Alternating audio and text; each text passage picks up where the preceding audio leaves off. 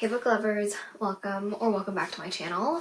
My name is Mar, and by the time you're watching this video, it is probably the new year. So happy new year, everyone. I am currently filming this video on December 28th, 2025, and I have not yet completed my reading goal, which is very unfortunate, but we have, what, 3-4 days left of the year, and so I am going to try to read as many books as I can, aka 7 books, to get to said reading goal. Will I be able to make it? Highly doubtful, probably not, because I usually decide to leave the biggest and most world-building-est books to the end of the year. I don't know why I do this to myself every single year, but I did it again this year. But anyways, my reading goal was 100 books this year, and I am currently at 92. For this week's video, I thought, you know what? If we are trying to read as many books as we can, we might as well do a reading vlog and make it a reading challenge, I guess. For this week's video, we are going to be reading Asian-inspired fantasy books, which is, I guess, a series that, or I always make these types of videos like every few months or so, and so I thought this video would be perfect since I haven't done one in a really long time. And so yeah, I have a few Asian fantasy books that I want to get through for this video, and so without further ado, let's dive into the books we are going to be reading. So, depending on how this video goes, I am going to try to get through these books from today, tomorrow, maybe Tuesday. But the first book I have on my roster is The Floating World by Axie. And so I am more familiar with Axie's K-pop romances and all of that, and so this is the first fantasy romance book that I've picked up from her, but obviously I had to pick it up because the cover is stunning, and also the second book just got released a few months ago or so, and so I really wanted to just hop on this book, and it is a duology, I believe. I don't think I'll be reading the second book in this video, but I did want to get started on this one just because I have it, and also it looks super interesting. And not gonna lie, when I first picked it up, I picked it up because the main guy literally looks like Mako from Legend of Korra, and so literally, obviously, had to pick her up. So that is the first book we're going to try to get through in this video. The second book we're going to try to get through for this video is Never Ever After by Lynn. I put the dust jacket somewhere in my room and I just couldn't be bothered to find it for this, but this is the hardcover edition of it. This is just the normal edition, but look at like the hardcover, the art and all of that. And so I believe this is a Chinese like inspired Cinderella retelling, and so very interested in reading this and all that. It looks super fun and all of that, and the artwork is incredible. I have tried to read a Lynn book before, and I just like, I never really got into it, so I'm not necessarily sure if I'm going to enjoy this book, but whatever. For this video, we are going to be reading this. And then finally, we have a book that literally terrifies me, but we have to read it this year, and that is Blood Over Brighthaven by Emma Wang, and I've only heard good things about this book. Like, literally, I've only heard good things about this book, and so I just thought that this would be the perfect video and excuse to read this book. Am I going to be able to complete this? Actually, it doesn't. Okay, I say this now, and then it's gonna take me like 3 days to read this. I open these books and I'm just like, oh, like the font's not that like small, like, oh, like the pages aren't like that long, like this is what, a 400-page book? I can read this in a day. No, you girl, you can't. You don't read that fast anymore. But anyways, this is the last book we have for the video, saving the best till the end, I guess. But yeah, that is the state we are in. For this video, we are going to try to read as many Asian-inspired fantasy books for this video. Hopefully, we make it to at least, like, again, we are trying to make it to my reading goal. I don't think it's going to happen, but with a sheer will of hope and a way, it can be possible. And so, yeah, for this week's video, let's read these Asian-inspired fantasy books. Like I said before, the first book we are going to get started with is The Floating World by Axie. And so I'm going to just try and keep my head down and read as much of this as I can, but I will give you updates throughout the book just to give you my initial thoughts and any parts of this book that really wow me or excite me or surprise me and all that. But yeah, without further ado, let's get into it.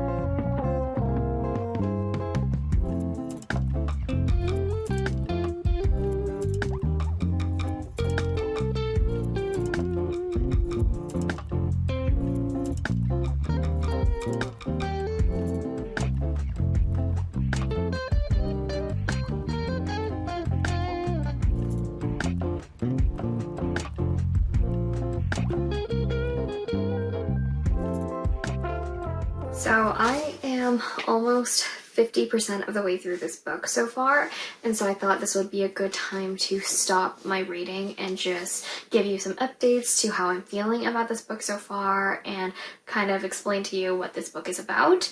And so overall, I am really liking this book so far. I think that the pacing of it is really well done in my opinion, and it's just a book that honestly it's been getting me out of my slump. I feel like for the past month or so, the books that I've been reading have made me slump just a little bit, but this one I've literally been reading nonstop. I've put it down maybe once just to take a break and eat and all that, but overall I am really enjoying it so far. I really like the characters and I really like the plot and I really like the pacing that's going for it. Is this a little bit predictable? Yes, but this is a book that I think I've been really kind of looking for in the past few books that I've been reading, and so I think this book I will be completing in the next couple hours pretty much. As for synopsis, this book is pretty much a multiple points of views from different characters in this book. So one of them is named Wren, and so she's the main female character of this book, and pretty much she is the 17-year-old girl who has been a part of this kind of traveling performer group, circus type people for as long as she has been young and all that. And so her and this traveling group go from town to town and they tell stories and different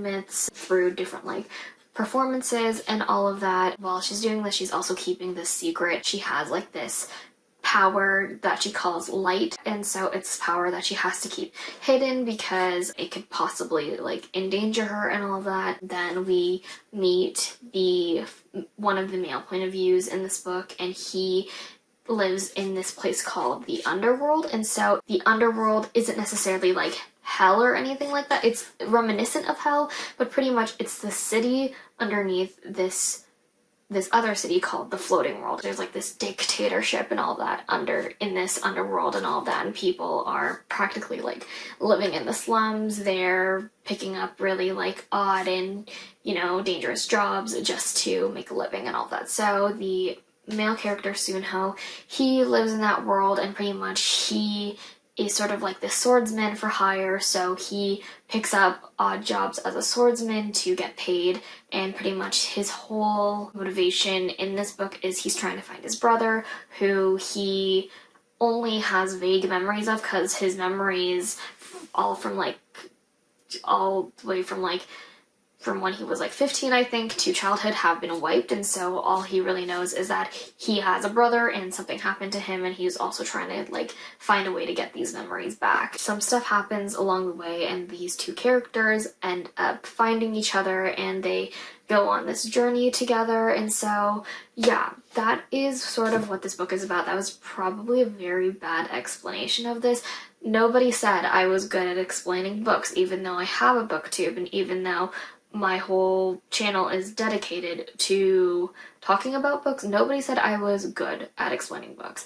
And so yeah, that is the Floating World so far. I am going to try to read as much of as I can tonight, so I don't think I will be filming as much because of that.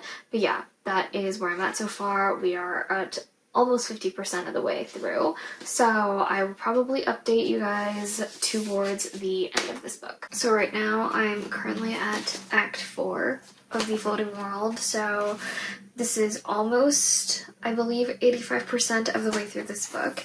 And so I'm almost done, but I thought I'd give you an update. And honestly, I'm really liking this book. This definitely feels more inspired by like Korean mythology and all that, but at the same time, like, it definitely feels like its own world, but also has like very similar elements to like other fantasy books that I've read. And I think the writing and like the environment that we're in definitely gives me like Avatar vibes and all that, but again, like the magic system in this book is completely different from like an Avatar related thing. This one's definitely more about like celestial beings and demons, so if you're into that type of fantasy book, I think you would like this. But overall, I'm having a really good time. I'm like almost finished it and all of that. I think it's a really easy read as well, and it's very easy to just read and like get a grasp on what you're reading, and you don't need to have too much like background knowledge of like other like Asian mythology stories and all that. So that's what I really like about this book. But yeah, I just wanted to give you a little update, and we are going to continue. I'm going to continue reading this book and yeah, let you know my thoughts probably once I get to the end of it.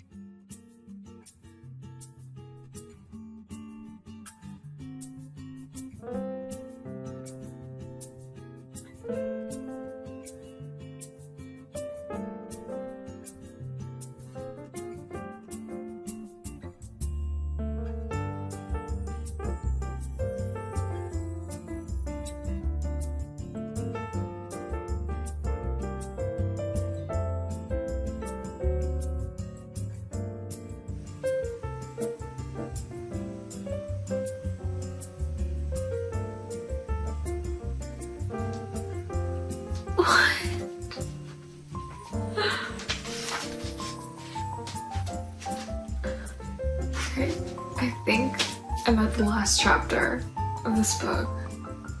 But what the hell? What the fuck is going on?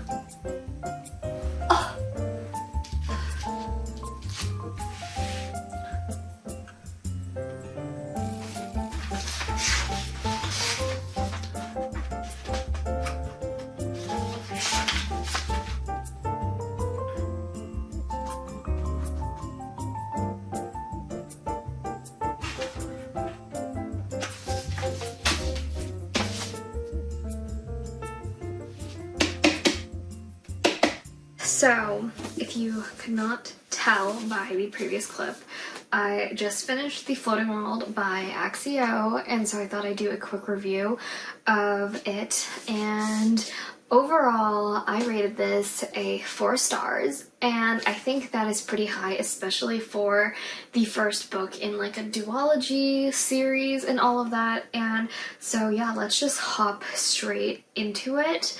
I think for plot, I gave it 4 stars. I thought the plot was very strong, considering that this book takes you through so many things and like so many places and all that. I thought the plot was very strong in itself. All of the elements that are presented to you in this book line up perfectly, and the, you know, the situations the characters get in, like, they make sense. I feel like with some fantasy books sometimes it just feels like everything is planned out a bit too well, but for this one everything felt very natural, and the way that the characters meet and the way that the characters are connected to each other they make sense, and that's what I really liked about this book. And so I'm not really gonna jump into the world building and all of that, because I feel like the world building, obviously it makes more sense when you read this book and all that, because there's so many places that are involved in all of that, one of them being the floating world, which weirdly enough in this book I feel like not a lot takes place in the floating world. And I feel like that was just a very much a missed opportunity in itself. It takes place in areas surrounding the floating world, but not necessarily in the floating world. And so that kind of confused me a little bit. So if you're planning on reading this, just know that this does not take place in the floating world exactly. I think that the world building, again, it makes, again, a lot more sense once you pick up the book and read it, and also it being a multi-point of view book. You get a lot of the points of views from, again, different characters. As for characters, I would say all of the characters in this book are very strong. As I mentioned before, the book is narrated through 3 characters. One of them is Ren, who is the female character. There's Sunho, who's the male main character.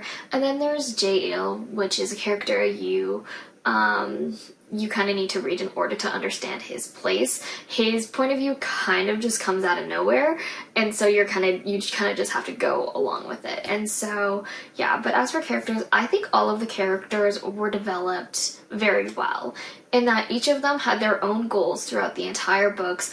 I think that, you know, you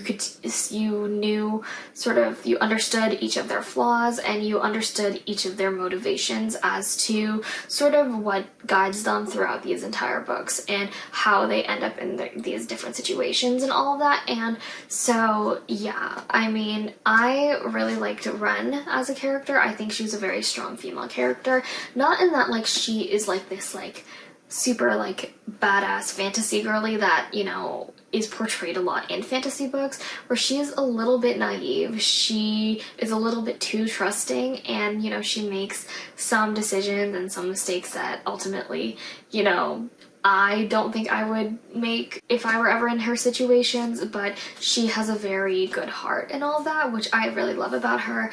And then the main character, like the main male character, Sunho, he's a bit more mysterious. Again, his memories are pretty much wiped, so he doesn't know a lot of himself, and so you as the reader don't know a lot about him, and so you're trying to kind of gauge his personality and sort of how he works and all of that. And so yeah, that is my thoughts on the characters for this book. This book also has a lot of secondary characters and all that tie into the plot and all of that. As for like overall like Asian fantasy elements, I think that this book was very strong in that there's a magic system to it, but also, you know, you can definitely tell that this was inspired by a lot of like Korean mythology. So if you're more familiar with Korean mythology, I think you can see it a bit more, considering like the author is a Korean woman. So overall, I gave this a 4 stars. I think there were definitely things that could have been developed even further and all of that, but overall, I think 4 stars is a really good rating for a book, especially a starting book in a duology. And so yeah, I am super excited to read the next book in this. I don't really know where the next book is going to take us, but the ending of this book really it throws you into a whole new situation and new challenge for the characters, and so I'm really excited to see where they're headed and all that. So yeah, those are my thoughts on The Floating World by Axie. Now I think I'm going to take a quick shower, and then I'm going to get started on my next book, which is Never Ever After by Lynn.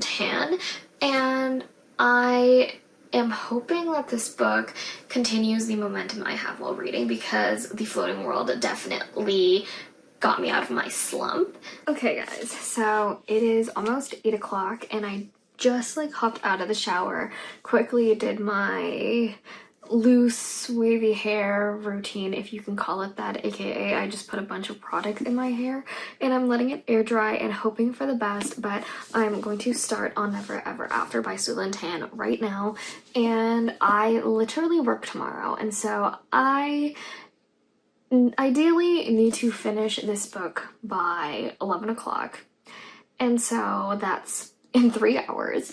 Do we think I can finish this book in 3 hours? place your bets now. I think I can get through most of it. I don't think I'll be able to complete the full book in 3 hours, but we'll see. We'll see my reading speed for this one. We will pray to the gods that I can complete this in 3 hours, but also I don't want to rush myself while reading because I feel like every time I put myself on a time limit, guess who rushes through the book and then cannot tell you what this book is about and all that, or what a book is about. And honestly, just due to the holidays, my brain capacity has shrunken, like has literally, like I don't have any more room for more information to be set in my brain. So why am I doing a reading vlog? Because your girl set high expectations for herself this year, and she has the need to complete it. And so yeah, we are going to get started with this book. I don't know how much I am going to be vlogging for this book, so the next time you see me, it might be literally when I finish this book. And this is what happens when you cram everything to the last week of December.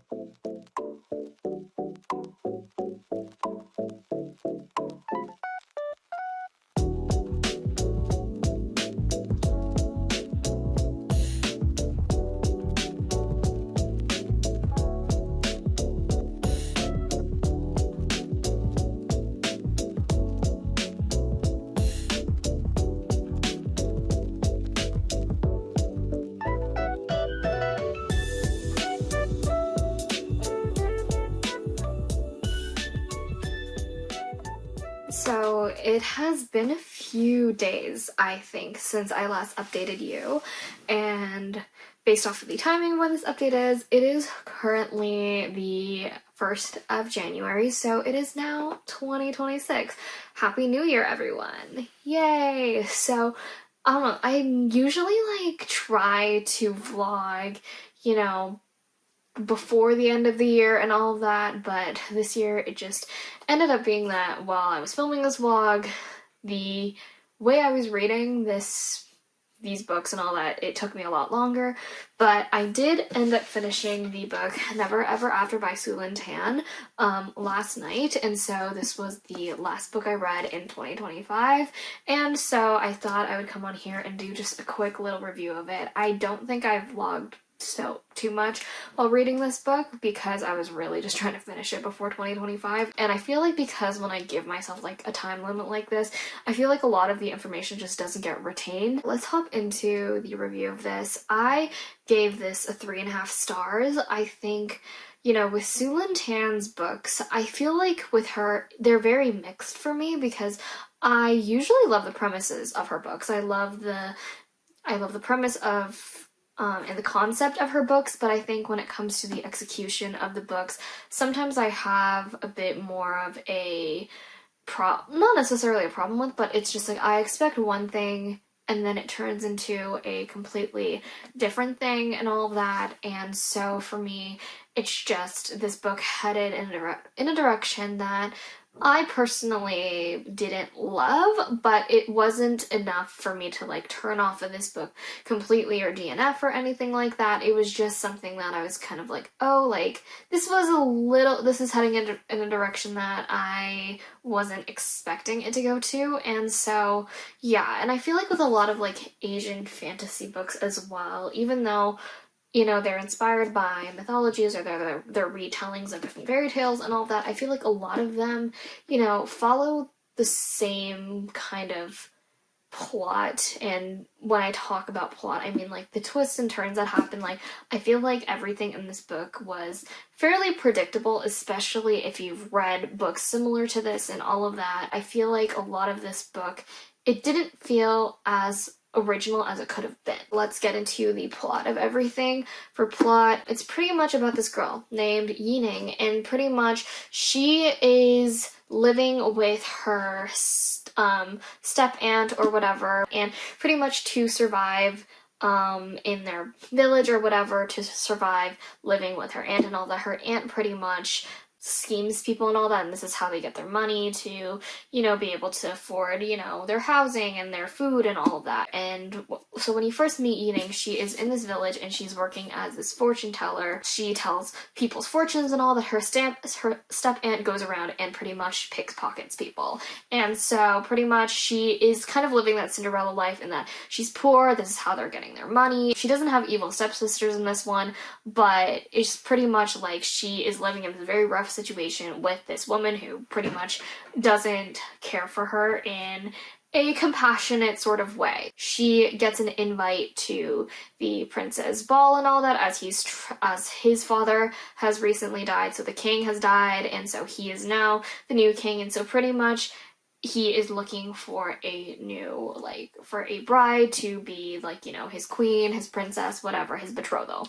And so she ends up getting this invite, and, you know, in Cinderella fashion, she's not allowed to go, but somehow a magical carp appears and gives her a dress and all of that, and suddenly she's at the ball, and stuff happens in this book where she ends up staying at the castle due to her and her step aunt's plan getting revealed. She ends up living in the castle with the newly appointed, like, or with the prince or almost newly appointed king and all of that, and she starts to see that things in the castle and things about this man aren't, you know, don't appear as, you know, the greatest, and she starts to see all these little cracks and these little flaws, and, you know, the main prince isn't as nice as, you know, he seems to be. Throughout this book as well, she becomes friends with this, I believe it's an advisor for, like, a different court who is also, like, living in this castle at the same time. Like, she makes friends with this advisor and all of that, and he is also, like, seeing these things, and he's like, don't trust the prince or whatever. And so after we get to that point, it kind of starts to go off the rails a little bit, and we kind of go into a lot of side questy B-plot situations, and then there's, like, a final reveal, or there's a lot of twists and turns and, like, reveals as to, you know, things that really help Yining's character and all that, but at the same time, I just feel like it wasn't as executed as smoothly as I personally would have wanted them to be. But at the same time, it was like, again, with this book, there weren't enough flaws that made me want to DNF this or anything. I think it was just, by the time I got to maybe about the 60% mark, I was starting to lose interest a bit because I just simply didn't care for where the plot was headed at the time. But then once it was kind of brought back, I was like, okay, we're getting somewhere, there's promise here,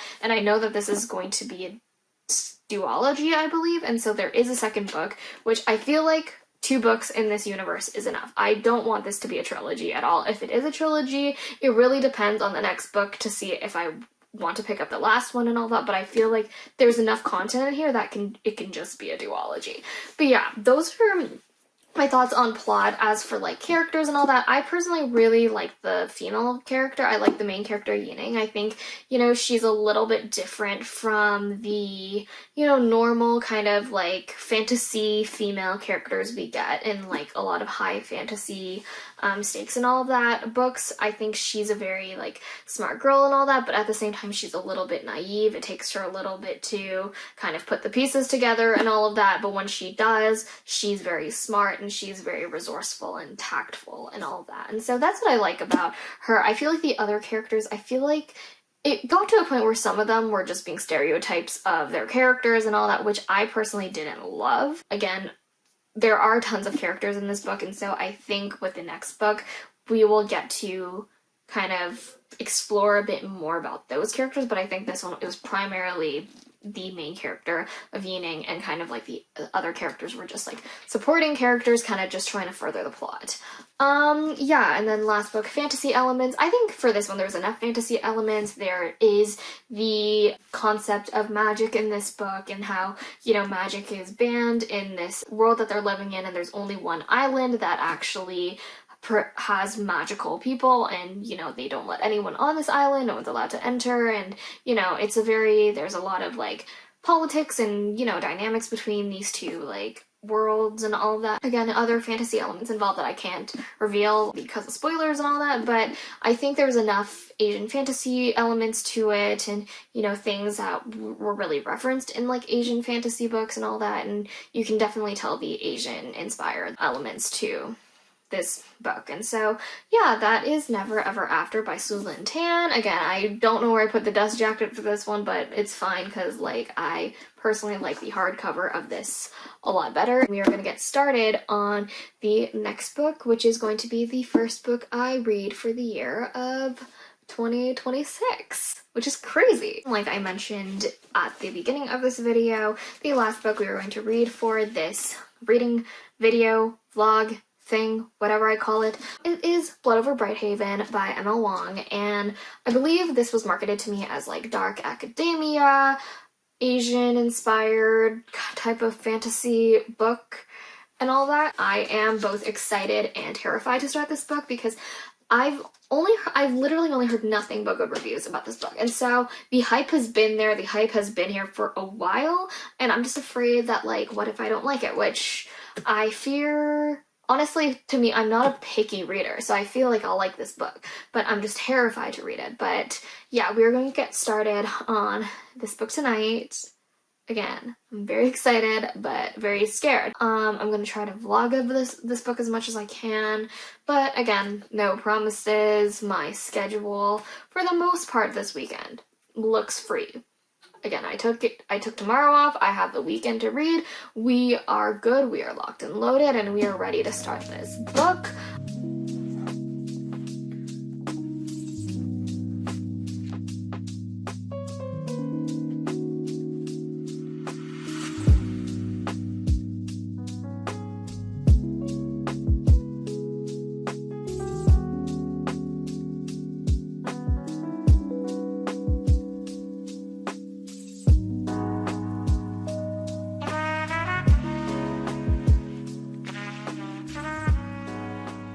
I just started reading Blood Over Brighthaven by M.L. Wang. I took the dust jacket off because it was just getting annoying, but I've made it to 14% of the way through this book, and so that's about chapter 4, and I was filming myself reading this. I did a time lapse, and then my time lapse became blurry. I don't know what's happening with my iPhone time lapse right now, but for some reason it keeps being blurry, and it's just not a fun time. I don't think you want to see that footage, but yeah, I read the 3rd chapter of this book, and overall I'm really enjoying it.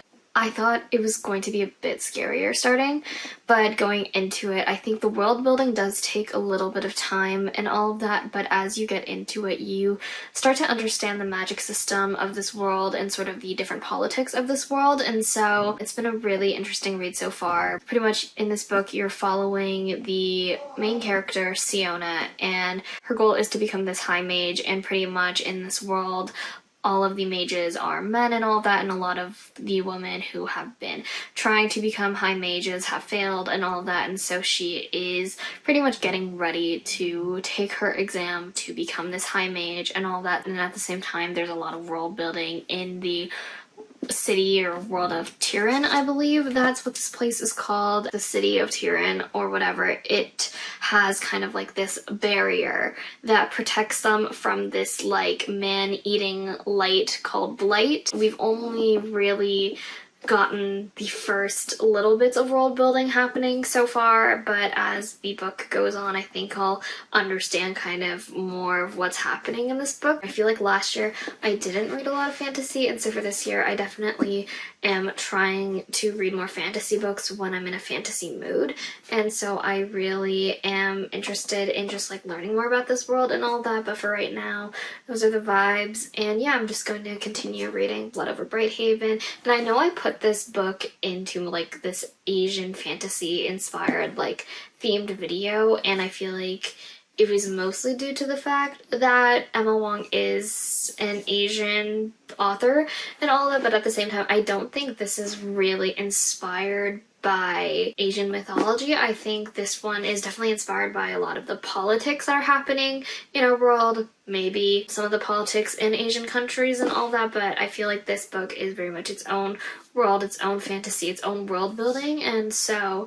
yeah, but I just wanted to give you a quick little update, and then I'm just going to try to update you as much as I can while I'm reading this book. I wanted to give you a quick update into Blood Over Brighthaven by Emma Wang, and I am now 40% of the way through this book, and this book has already gagged me. I'm just so glad this is one of my first reads of 2026 because this book has gagged me in so many ways. I literally, I'm trying to read this at a very, moderate pace, I would say. Not too fast, not too slow, because I want to pick up all of the information that this book is telling me. But, literally when I was starting it, it was, a bit intimidating because the world building is quite a bit. There's quite a bit of world building in this book because the magic system works a bit differently in a lot of compared to a lot of the other books that I read that have magic systems. It's not like Harry Potter where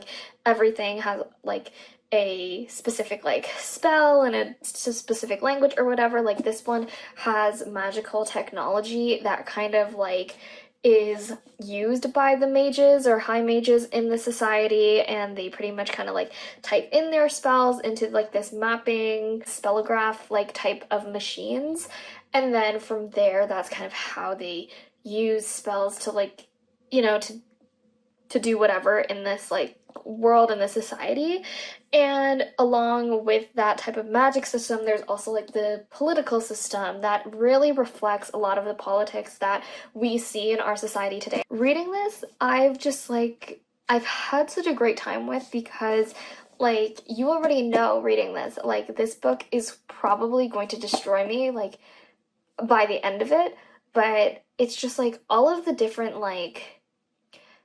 topics and discussions that this book brings up, I personally, myself, feel super passionate about as well. So just getting to see it reflected in a fantasy book where obviously with the fantasy genre, politics is a huge part of it. So getting to see it be so well done in this book, I don't know, I'm just I'm excited to keep reading this. That is my almost halfway thoughts of Blood Over Brighthaven right now. I just had to come on here and talk about it because every single time I flip the page, it gets better and better and better, and the way things are revealing, it's so interesting as well, and it's it's just so fun for me to read this. I'm just super excited to just get all up in there and just read all of this high, is this high fantasy, or this is also in the dark academia genre, so getting to see the dark academia fantasy elements to this book has been super fun so far. So yeah, I probably won't update you guys until I'm near towards maybe 80% of this book, or towards the end of it. But yeah, those are my initial thoughts with Blood Over Brighthaven. Yeah, the only thing I can really say is I'm enjoying it. I am enjoying it very much so.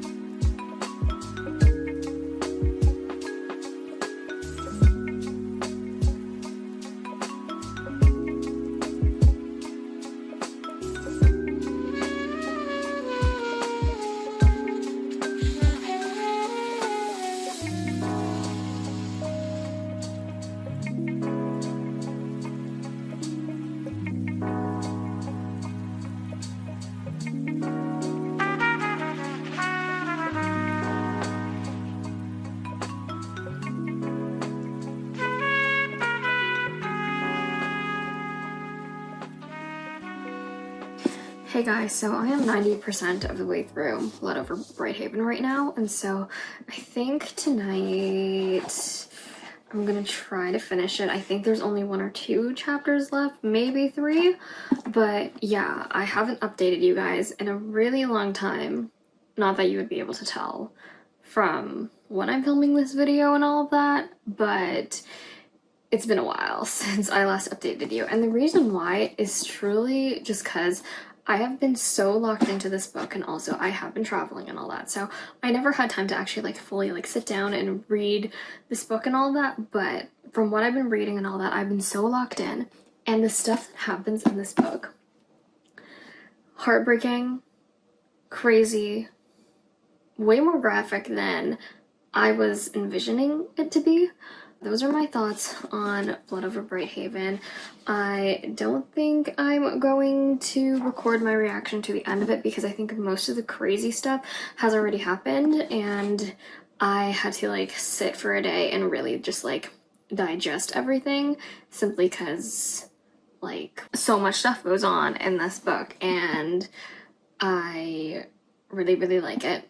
And so yeah, those are my thoughts, and I will probably return to you guys when I do my full and final review of this book. So I thought I would come on here and do my final review for this specific vlog, and so as you can tell from previous clips, I just finished reading Blood Over Brighthaven by Emma Wang, and so I just wanted to come on here and share my review of this and all of that. And I know that this book doesn't necessarily fit too much of like the Asian inspired like fantasy theme that I was going for this vlog, and that's more of like a me error because I truly had no idea what this book was about. Overall, let's just jump straight into the review because I have so much I want to say about this book. So overall, I decided to give this book a 5 stars. This book just hit it out of the park, and also this is like my first read of the year technically, so it's just, it was a very good start to be the first book of the year that I'm reading. Let's just get into it. Plot, 5 out of 5. Everything about this book, you know, I felt like this book was very well structured and very well paced. Like, it wasn't too fast paced and it wasn't too slow paced. It gave you enough information, especially in the beginning with all of the world building happening.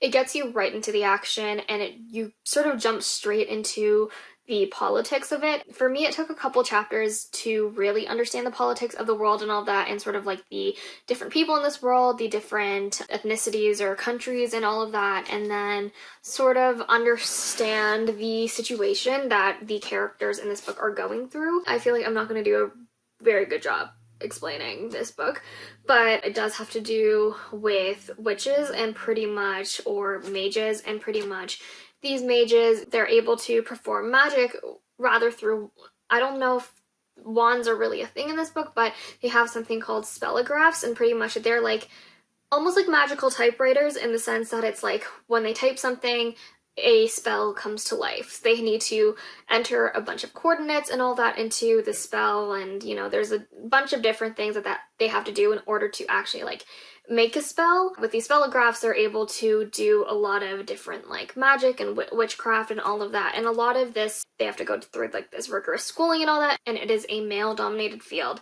And pretty much in this book you follow the main character of Siona and her struggles as a woman becoming a high mage. And so that is really all I can say without like getting into the spoiler territory and all of that. I feel like this book is a lot more enjoyable to get through when you don't know anything happening in this book. And so yeah, so as for plot, I really like the plot. There were so many instances in this book that, you know, like hit me in my feels. I really like the politics in this world. I like the problems that they're facing. I like the, you know, intersectionality of a lot of different topics that are talked about in this book. And so yeah, plot-wise, I really enjoyed it. I thought there was definitely enough action. There was definitely, you know, it was definitely a plot that was pretty easy to understand. Like, and I think with that being said, the writing was, again, a bit more academic, and that, you know, hence it being dark academia fantasy. Let's get into the next category, which I usually go to, is characters. So pretty much the main characters you really are following in this book are Siona and Thomal, and so pretty much Siona is like this very much unlikable female character. She's very ambitious, she's very driven, and she will do anything, pretty much anything it takes to get to a specific goal, and she really doesn't care about other people's feelings while she's trying to achieve these goals and all that. So, you know, she's a character who has her values and her morals and all of that, and she will follow them to a T, and it's very hard to challenge her. Meanwhile, Thomal, he is what is known as a Quen, and so pretty much Quens are these people, like this group of people that lives outside of this border that surrounds the city, and pretty much they have to cross this big spaced out land or ice path or whatever in order to get into the city of Tyrion. And so pretty much Thummel, you see him and you pretty much are introduced to him right away, and you get to know his backstory when you read the first chapter, and I don't want to really like give that away to you guys, but he plays a very big role in that he and Siona end up crossing paths, and he ends up becoming her assistant one way or another, and they, while they are working together, they both discover new things about their city that, you know, really shake up both of their worlds. And so, yeah, with the characters, I personally like an unlikable character, and so following Siona and, you know, just knowing how she thinks and operates, like, I had fun reading from her point of view, but I know not a lot of people will. And then with Thomal, I love him. I love him to my core. He is one of the, I don't know, I think he's a cute character. You can say otherwise, but I loved him. I loved reading about him. I love his story. His story is absolutely heartbreaking. Like, I truly don't know how this man is living through what he's living through, but I love him. He is so cute. I love him. I can't really dive into characters too much without like getting into, again, spoiler territory, but both of them are very different from each other, but they learn how to, you know, to work together, and they, you know, they're very honest with each other. And I think that's what I loved about these two characters, is that the relationship that builds in this book, you know, is formed from, you know, first them knowing that they're different, but then because they're so different from each other and they know that, it becomes a more truthful and honest connection with each other, and that's what I really like about these book characters.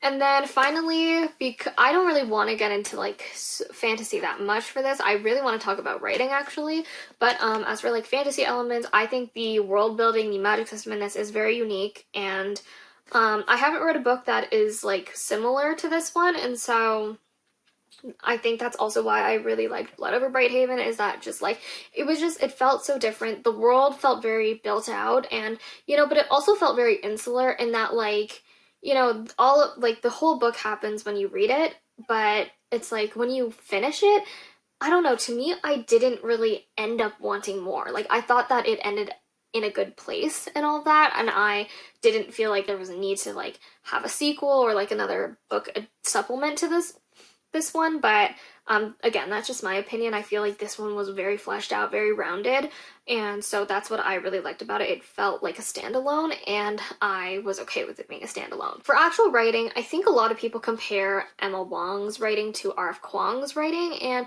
I do see the similarities. I do see that, you know, kind of like the topics that they discuss in their novels and all that are definitely heavier and more political and are based off of, you know, very much real life events that happen in our world.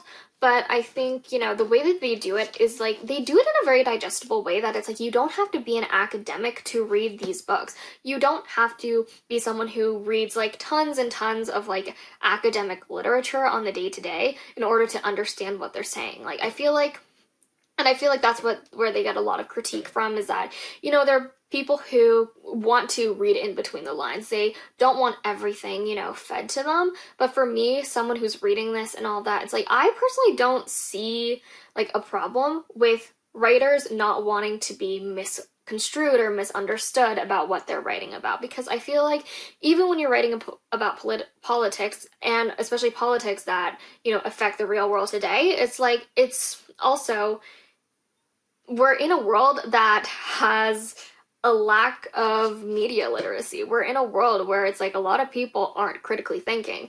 And so for them to you know, not want to be misconstrued or, you know, have people put words in their mouth or, you know, for them to, you know, to just clearly state what they believe and what they, you know, as authors are writing about and writing for.